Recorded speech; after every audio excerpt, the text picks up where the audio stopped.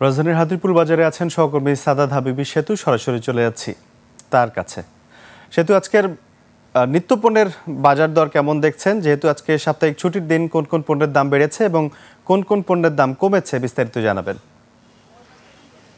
আসলে বাজার যারা করতে আসেন তারা তো আসলে একটা বাজেট নিয়ে আসেন। কোন কোন পণ্য যারা কিনবেন সেটার জন্য একটা বাজেটের ব্যাপার থাকে।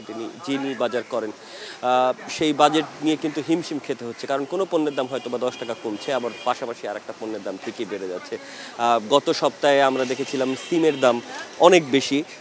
দেশি সিম, যেটা এখনো সিজন শুরু হয় নাই, এই সিমের দাম এখন কিন্তু কেজিতে 200 টাকা করে রাখা হচ্ছে। বেগুনের দাম এখনো অনেক বেশি রয়েছে, 200 টাকা কেজিতে বিক্রি হচ্ছে। এর বাইরে সব সবজির দাম, যেগুলো 2 মাস আগেও 40 থেকে 60 টাকার মধ্যে ছিল যেসব সবজির দাম, সেগুলোর দাম অনেকগুলো, যেমন পটল, ঢেঁড়স, মুখি, এই এই এই সব করলা, এই সবজিগুলোর দাম কিন্তু আরও বেড়ে গেছে। বাজারে সবচেয়ে সস্তা সবজির কথা যদি আপনি বলেন তাহলে সেটা হচ্ছে পেঁপের দাম বাজারে সবচেয়ে কম 30 টাকা কেজিতে বিক্রি হচ্ছে। এর বাইরে শাক, আপনি যে শাকই কিনতে যান 30-40 টাকার নিচে আপনি আসলে পাচ্ছেন না।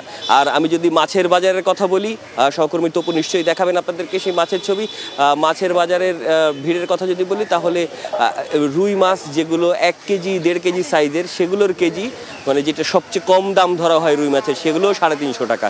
ইলিশ 1300 টাকা কেজি, যেগুলো 2টা বা 3টা মিলে 1 কেজি হয় একটা সাইজের, সেগুলো 1300 টাকা করে কেজিতে বিক্রি হচ্ছে। পাঙাশ 200 টাকা, পাবদা 500 টাকা, 700 টাকা, আমি দুঃখিত। ছোট মাছ, যদি নদীর মাছ আপনি কিনতে যান তাহলে তো 1200-1300 টাকার নিচে কোনো মাছই ধরা সম্ভব না আর কি। এই অঘ্রাণ মাসে, আশ্বিনের এই সময়টাতে আমরা এই মাছের দাম একটু বেশি দেখি, সেটি আমরা জানি, কিন্তু ইলিশের দাম কম থাকে এই সময় অন্য সময়ের তুলনায়। সেটাই কিন্তু আমরা এখনও মানে দাম কমেছে, মানে 1800 টাকা থেকে 1300 টাকা হয়েছে, সেটা একটা বড় ঘটনা। কিন্তু 1800 টাকার মাছ আসলে আলাদা, অনেক বড়।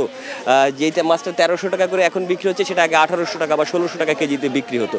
সুতরাং যারা বাজারে আসছেন তাদের ওই যেটা দিয়ে শুরু করেছিলাম বাজেট, সেই বাজেটটার হিসাবটা মিলাতে কিন্তু তাদের খুব কষ্ট হচ্ছে। এই ছিল আমার কাছে বাজার দরের সর্বশেষ খবরাখবর।